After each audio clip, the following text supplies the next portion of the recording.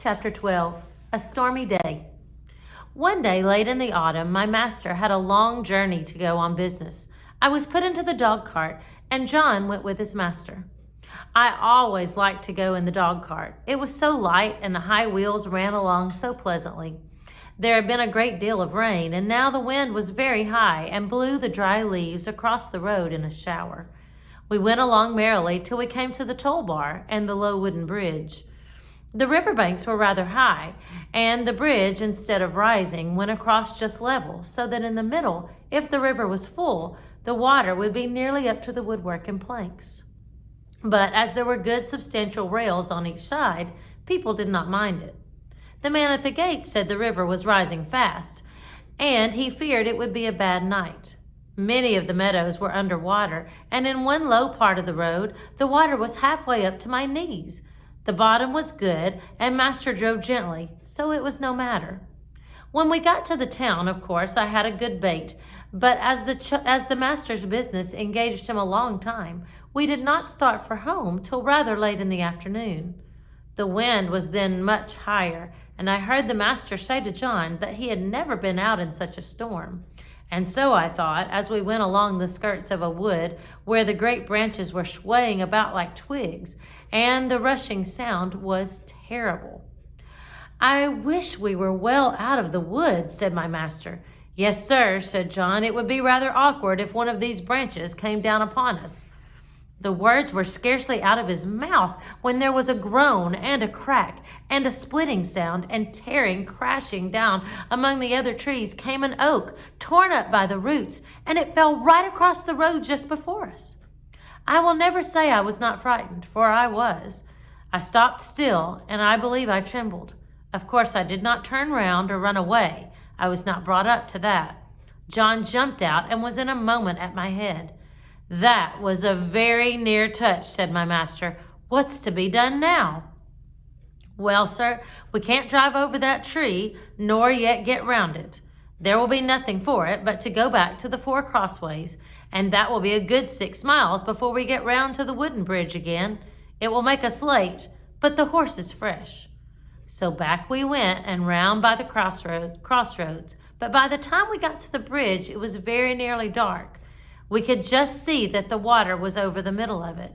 But as that happened sometimes when the floods were out, master did not stop. We were going along at a good pace, but the moment my feet touched the first part of the bridge, I felt sure there was something wrong. I dare not go forward, and I made a dead stop. "Go on, Beauty," said my master, and he gave me a touch with the whip, but I dare not stir. He gave me a sharp cut. I jumped, but I dare not go forward.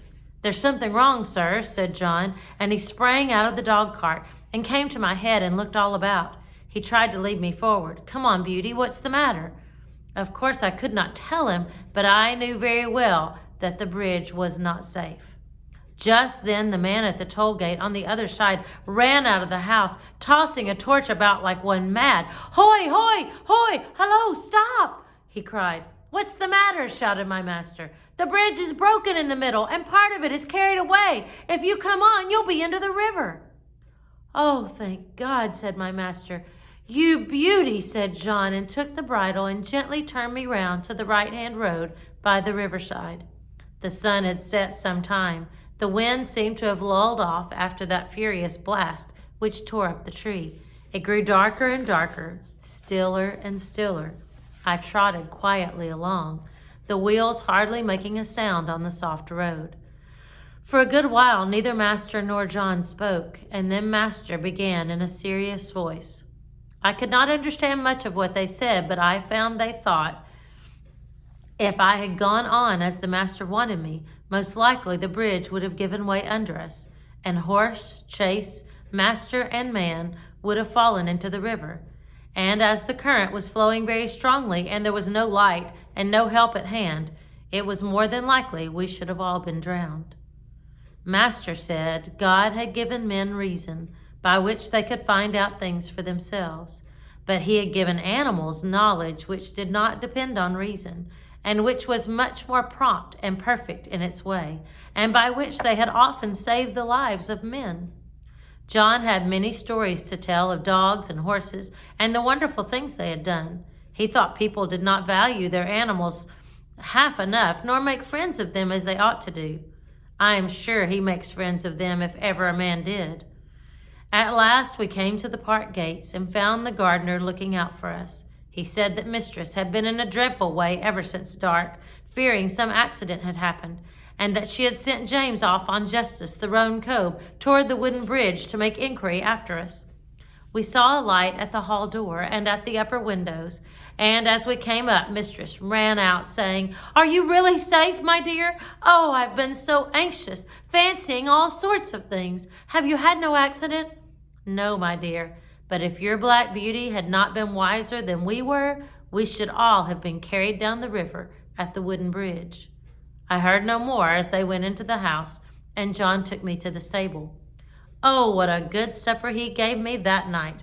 A good bran mash and some crushed beans with my oats, and such a thick bed of straw, and I was glad of it, for I was tired. And here's a picture of Black Beauty pulling the cart with them in it. Wow. Have you noticed that about animals? That they have a sense of when something's wrong, and they can really take care of us if we listen. God gave them that. Pretty cool. All right, I'll see you next time when we read chapter 13, The Devil's Trademark. See you then.